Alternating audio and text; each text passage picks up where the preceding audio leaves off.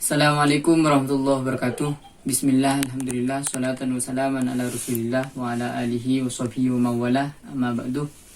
Saya Muhammad Hanif Zamzami, NIM 204104030015. Di sini saya akan mereview mengenai mata kuliah fonologi. 1. Sejarah fonologi.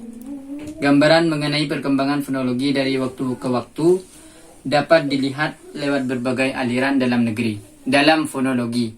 1. Aliran Kazan. Tokoh utama aliran Kazan adalah Baudoin de Courtenay pada tahun 1895. Courtenay melancarkan kritiknya terhadap presisi atas beberapa fona yang dianggapnya tidak bermanfaat. Pada 1925, Paul Pesci mempertegas kritik tersebut. Ferdinand de Saussure menggunakan kriteria yang semata-mata fonetis untuk menggambarkan fonem dan menempatkannya hanya pada poros sintagmatik. Lalu, Saussure mengoreksinya dan mengatakan bahwa pada sebuah kata yang penting bukanlah bunyi, melainkan perbedaan fonisnya yang mampu membedakan kata itu dengan yang lain. Dengan konsep-konsepnya, meskipun tidak pernah mencantumkan istilah struktur maupun fungsi, Saussure dianggap telah membuka jalan terhadap studi fonologi yang kemudian diadaptasi oleh aliran Praha. B. Aliran Praha. Kelahiran fonologi ditandai dengan proportion 22, yakni usulan 22 yang diajukan oleh Raden Jacobson, S. Karczewski, dan N. Trubetskoy pada Kongres Internasional 1 para linguisti. Jacobson mendefinisikan fonem sebagai sejumlah ciri fonis yang mampu membedakan bunyi bahasa tertentu dari yang lain, sebagai cara untuk membedakan makna kata. Jadi, konsep fonem merupakan sejumlah ciri pembeda, yakni ciri distinktif. C. Aliran Amerika. Tokoh aliran ini adalah Edward Sapir, 1925, seorang etnolog dan linguis yang terutama meneliti bahasa-bahasa Indian Amerika. Menurutnya, sistem fonologi bersifat fungsional.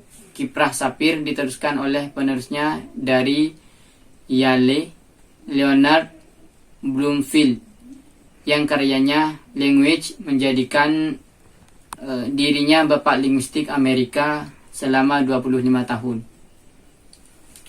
Pada buku itu, Bloomfield menjelaskan banyak hal tentang definisi-definisi mutakhir tentang fonem, istilah ciri pembeda, zona penyebaran fonem, kriteria dasar dalam menentukan oposisi fonologis, dan lain-lain. Seterusnya, pengertian fonologi. Fonologi adalah ilmu yang mempelajari bunyi kebahasaan dari sisi sifat keluarnya bunyi, cara mengucapkannya, dan membedakan satu suara dengan suara yang lain karena sifat-sifatnya yang bermacam-macam. Adapun pengertian fonologi adalah ilmu yang mempelajari tentang sistem bunyi bahasa. Fonologi merupakan studi ilmu yang membahas tentang suara dan bunyi-bunyi yang terucap dari alat ucap manusia, yakni mulut. Khair membagi urutan proses terjadinya bunyi bahasa itu menjadi 3 jenis fonetik, yaitu A. Fonetik artikulatoris atau fonetik organis atau fonetik fisiologi, mempelajari bagaimana mekanisme alat-alat bicara manusia bekerja dalam menghasilkan bunyi bahasa serta bagaimana bunyi-bunyi itu diklasifikasikan. B. Fonetik akustik mempelajari bunyi bahasa sebagai peristiwa fisik atau fenomena alam, yakni bunyi-bunyi itu diselidiki frekuensi getarannya, amplitudonya, dan intensitasnya. C. Fonetik auditoris, mempelajari bagaimana mekanisme penerimaan bunyi bahasa itu oleh telinga kita. Adapun peran fonologi yaitu 1. Fonologi dalam cabang morfologi. Bidang morfologi yang konsentrasinya pada tatanan struktur internal kata sering memanfaatkan hasil studi fonologi. 2. Fonologi dalam cabang sintaksis. Bidang sintaksis yang berkonsentrasi pada tataran kalimat. Ketika berhadapan dengan kalimat kamu berdiri, yakni kalimat berita, kamu berdiri, kalimat tanya, dan kamu berdiri, yakni kalimat perintah. Ketika ketiga kalimat tersebut masing-masing terdiri dari dua kata yang sama, tetapi mempunyai maksud yang berbeda.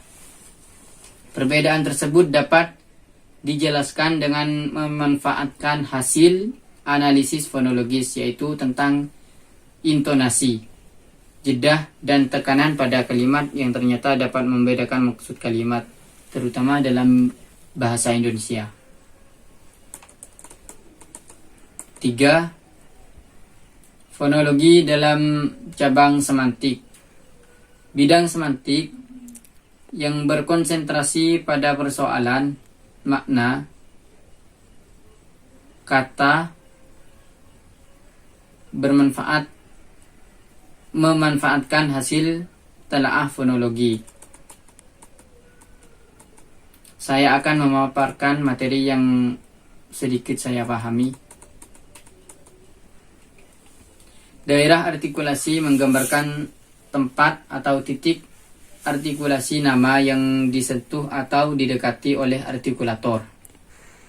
Misalnya, jika titik artikulasi berupa bibir atas disentuh oleh artikulator bibir bawah, maka bunyi yang dihasilkan adalah bunyi bilabial. Jika titik artikulasi berupa gusi atas dan disentuh oleh ujung lidah, maka bunyi yang dihasilkan adalah bunyi apico-alveolar. Dan demikian seterusnya. Daerah artikulasi secara garis besar terbagi menjadi 3 bagian, yaitu rongga tenggorokan, rongga mulut, dan rongga hidung. Yang termasuk rongga tenggorokan adalah jakun. Dan tenggorokan yang termasuk rongga tenggorokan adalah jakun dan tenggorokan. Rongga mulut dimulai dari bagian paling belakang, yaitu anak tekak dan langit-langit lunak. Bagian tengah mulut yang meliputi langit-langit keras, ceruk gigi dan gigi, serta bagian depan mulut yang yaitu bibir. Adapun artikulator adalah organ yang secara aktif menyentuh titik artikulasi. Artikulator ada 2, yaitu lidah dan bibir. Lidah yang menyentuh titik artikulasi terbagi menjadi 3 bagian, yaitu ujung lidah, tengah lidah, dan pangkal lidah. Ada juga pakar yang membagi menjadi 5 bagian, yaitu ujung lidah, bagian depan lidah, tengah lidah, bagian belakang lidah, dan pangkal lidah. Adapun bibir yang menjadi artikulator adalah bibir bawah. Cukup